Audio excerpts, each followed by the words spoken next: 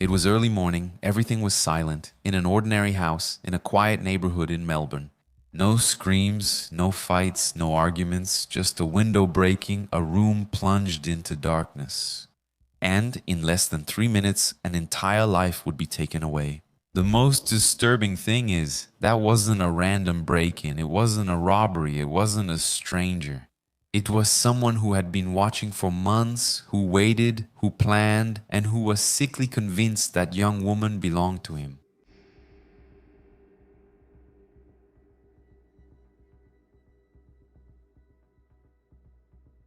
I'm Marcos Campos, welcome everyone, and this is the story of Celeste Manno. A case that doesn't start on the night of the crime. It starts much earlier, with a girl known for being too kind to imagine that anyone would want to hurt her. Let's get to know all the details of this story together, but before that, please consider subscribing here. Leaving a like, a comment, even if it's just an emoji, helps me a lot. If you can, become a member. Agreements made, messages delivered, let's get to the facts. Facts.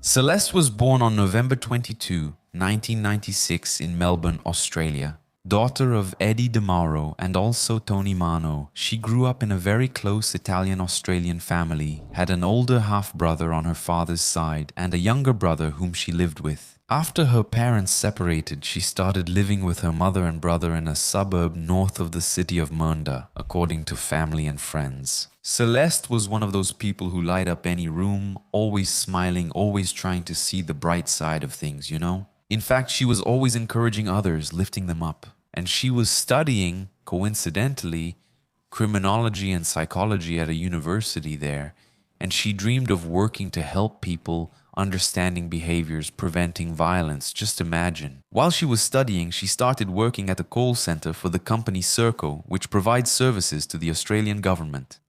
It was a pretty ordinary job, but she stood out. She was polite, gentle, and dedicated, and she helped people with empathy. In a short time, she was promoted to team leader, responsible for coordinating the team. And it was right there, in that seemingly safe environment, that she crossed paths with the person who would become her tormentor.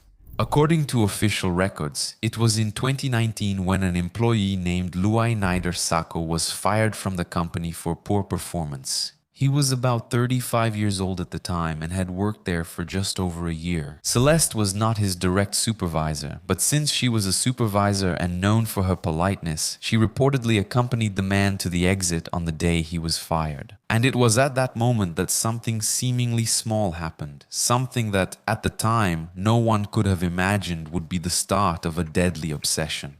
Mortal.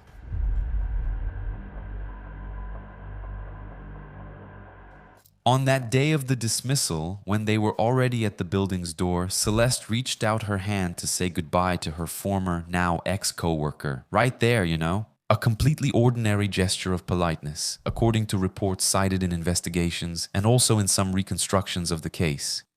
Luay didn't shake her hand. Instead, he came closer and kissed Celeste on the cheek. Something totally, now yes, out of context, invasive, unexpected. They hardly knew each other and had never worked together, despite being colleagues at the same company. They had never had any kind of closeness, so that wasn't an appropriate intimacy, right? It was crossing the line.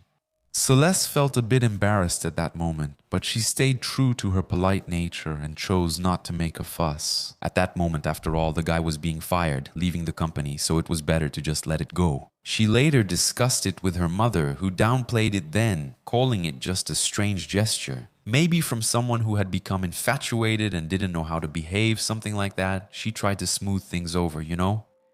What nobody knew was that for Luai, that hadn't just been a goodbye, that story, right? You're responsible for what you say, but not for what someone else understands, right? A few days later, he found Celeste on social media, and then, let's say that's the first link, actually, it was the kiss, but let's say that's when things started to...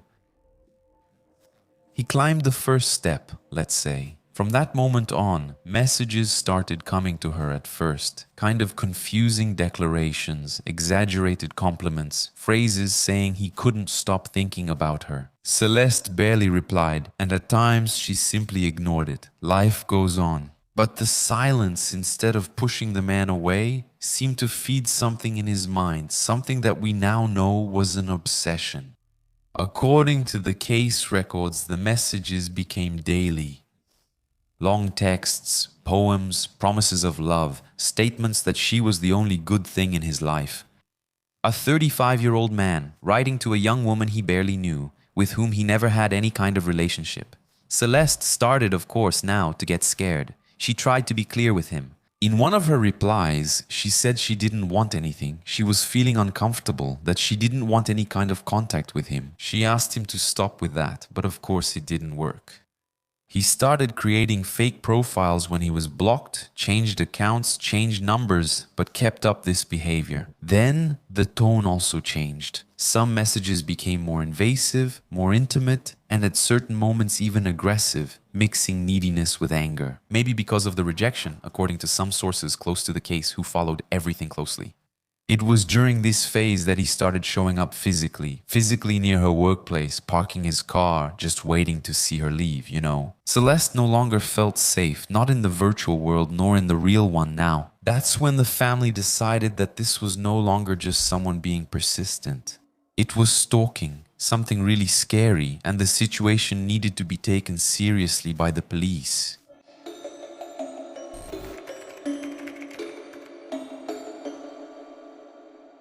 At first, Celeste still believed that everything would work itself out, let's say, in the natural order of things, you know, that it would resolve itself. That, at some point, Luai would get tired, kind of get the message, and move on with his own life, right? But that didn't happen. The messages kept coming, and the fake profiles appeared one after another.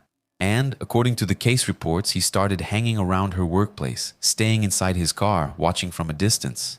But more and more, that feeling, you know, of being watched started to take over the girl's life. Her mother, Adi, was the one who insisted the most. That wasn't flirting, it wasn't unresolved passion, it was definitely something unhealthy. Yeah, and we've seen many times that this kind of obsession doesn't end well, right? It became a real danger in 2019. So mother and daughter went to the police to report the whole situation, according to what the family itself said after the press. The first visit didn't bring answers, at least not the answers they were hoping for, right? They were advised to block, ignore, and change their habits. There wasn't an immediate action at that moment that really stopped the contact, which is a shame, right? The harassment continued because, like, blocking is fine, right? You don't support it, but your routine changes. The police need to pressure the guy, saying if he continues, there will be consequences.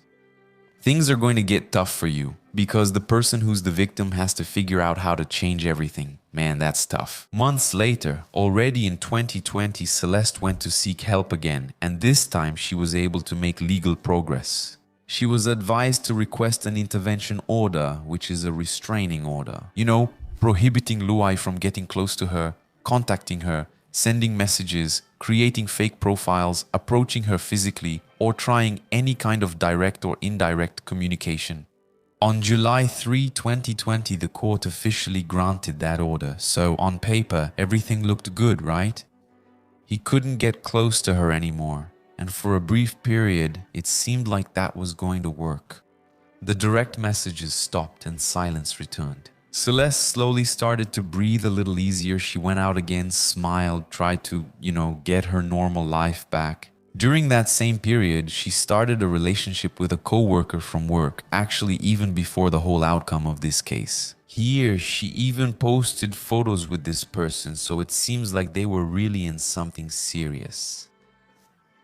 Well, it was as if, after months of living in fear, she was trying to rebuild her own happiness, right? But what Celeste didn't know is that even in silence, that monster, whatever was going on in this guy's head, in Luai's head, hadn't gone away. According to the investigation, he kept watching, following her on social media, saving pictures, mapping out her routines. And even though he was forbidden by a court order, he reached out again in August 2020. She received a document sent through an anonymous letter, actually a long letter, attributed to him, asking for the restraining order to be lifted. He claimed that his life had been destroyed, that he could no longer work, and that his mother was sick. Celeste took this to the police. The restraining order was filed, but even so, he was not arrested. At that moment, the threat was officially documented. The risk was real once again, if it ever stopped being real, right? But in practice, nothing stopped the guy from continuing.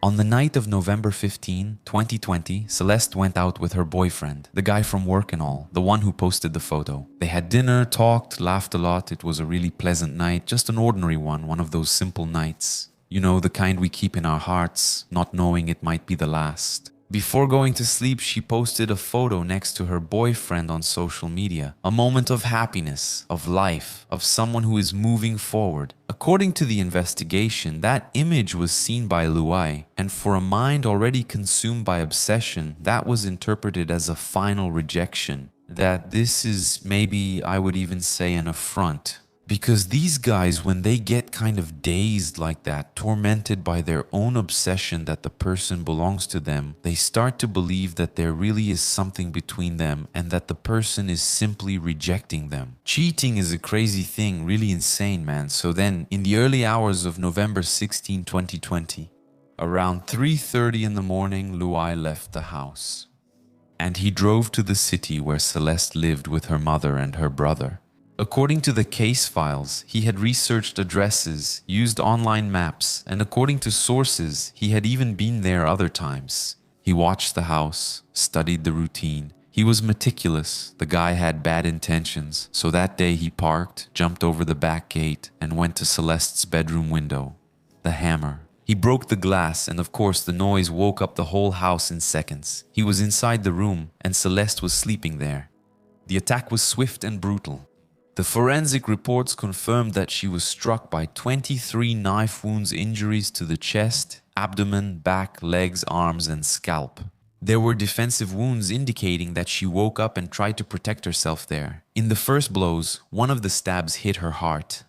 It all lasted just a few minutes. The mother, Heidi, woke up to the sound of breaking glass and ran down the hallway of the house. Most likely, already imagining what it could be, right? Imagine the desperation. When she opened her daughter's bedroom door, she found that horrifying scene that no mother should ever see, right? The floor was covered with shards and blood everywhere, and Celeste was lying there, unresponsive. Desperate, she tried to revive her daughter while her brother called emergency services. The paramedics arrived quickly, but no, nothing could be done. Celeste Manno was 23 years old and was dead inside her own room. Luai ran from the scene, but he didn't get far. Shortly after, still in the early hours of the morning, he turned himself in at a police station in an agitated state and confessed what he had done. He was caught in the act and arrested. Then, at the crime scene, the police found the knife, the hammer, and records that directly linked his vehicle to the area. At that time, the obsession, which had started with messages and stalking, now ended in murder. I ask you, could Celeste's death have been prevented? After his arrest, Luai Sako was interrogated and underwent a series of psychiatric evaluations. The case files state that he had severe personality disorders, depression, and a distorted self-image. The defense even tried to argue that he was not in full control of himself at the time of the crime. According to some unofficial sources cited in reconstructions of the case, he claimed to hear voices and even mentioned a female entity that guided him, supposedly. These details, however, do not appear directly in the main court documents, being treated as secondary accounts and not as the main legal version. But still, I wouldn't doubt it, right? We've seen this happen many times before, and what was officially proven, let's say, is something else. Luai knew exactly what he was doing. The prosecution showed that there was planning, address research, conscious violation of the restraining order, use of tools, targeted attack, escape, and then confession. So it wasn't considered a psychotic break, it was considered a premeditated crime motivated by obsession and rejection. Rejection. I think that's absurd, right? Like, damn, if someone likes you, you have to like them back too? Man, that's crazy, right? That's just wild. He pleaded guilty to murder and the case went to the sentencing phase at the Supreme Court of Victoria in Melbourne. and that trial was being presided over by Judge Jane Dixon. During the hearings, Celeste's family read some very emotional statements. The mother spoke of her daughter as a sweet, generous young woman, full of plans. The brother spoke of the emptiness at home, the father of guilt for not protecting her, and the prosecution, unsurprisingly, requested a life sentence. Highlighting the brutality of the attack, the 23 stab wounds, the violation of the court order, the year-long stalking, the lack of remorse for all of it. That was obvious, right? Were the arguments there strong enough for a life sentence to be seriously considered? A family of a murdered woman has pleaded with a judge to lock up her killer stalker forever. A forensic psychiatrist told the court that Celeste Manno's murderer had a dark and deeply troubled mental history. The defense, on the other hand, requested a reduction, citing personality disorders. On February 29, 2024, the decision came. Luai Naidersako was sentenced to 36 years in prison with a minimum of 30 years before any possibility of parole. The judge described the crime as cowardly, terrifying, and deeply disturbing, but considered the mental disorders as mitigating factors and did not impose a life sentence for the family. It was like losing Celeste a second time. Outside the courthouse, AG stated that the system failed her daughter, failed by downplaying the stalking she was suffering, failed by not preventing that sick person from getting close, failed by sparing someone who showed no mercy. Since then, she has turned her grief into a fight. Isn't that the main point I always mention here? It's a failure of the system when it doesn't take into account the proper punishment for those who showed no mercy. A guy breaks into a girl's house while she sleeps, acting on a fantasy he made up, stabs her 23 times, and is still seen as a good guy. The mother of this young woman who lost her life gave interviews, took part in documentaries, went to the parliament in Victoria, and demanded changes in the law, electronic monitoring for stalkers. That's an interesting thing, isn't it? Just tougher laws for crimes of obsession and violence against women. After the conviction, new information came to light about Luai's mental state inside the prison system.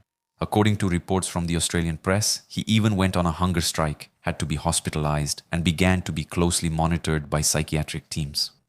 There are records of self-harm attempts and episodes of emotional instability in prison.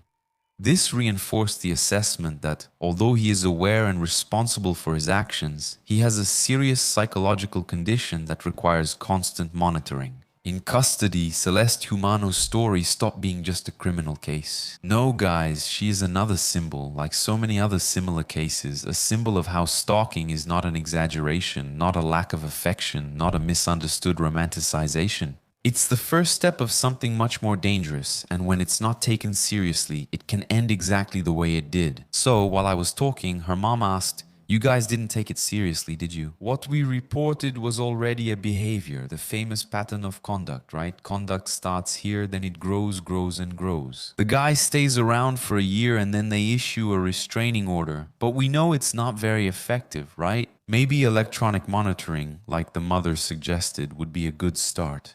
Maybe, I don't know, even a little chip on the person who's being stalked.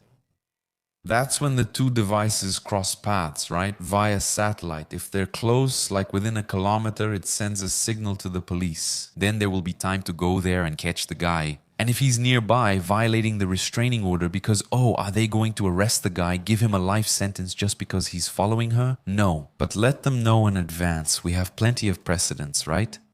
So, based on all of this, we have reasons to believe that you might cross the line and do something stupid. So, when you got close to the set distance, the police were alerted. Tell them, "Hey, my friend, you're breaking the rules, so you'll get a small punishment." A good few years in jail. Yeah, but I don't know, it was just an idea that came to me when I was listening to the mother's statement. You know, it's complicated, right, man? You have to put yourself in other people's shoes too to, I don't know, at least do the minimum, get outraged, and, I don't know, look for solutions. We as a society might have mechanisms, right? Sometimes we need to set our egos aside and focus on the common good, but that's a topic for another episode. I want you to share this video here so more people can understand all of this. Maybe this can help someone you know who's going through a similar situation. Subscribe to the channel so you don't miss any stories. And in the comments tell me, do you think anyone failed Celeste? I really appreciate your company. Remember that here, crimes aren't told just for entertainment. They go way beyond that. We tell them so they don't happen again. A kiss from Ruivo until the next episode where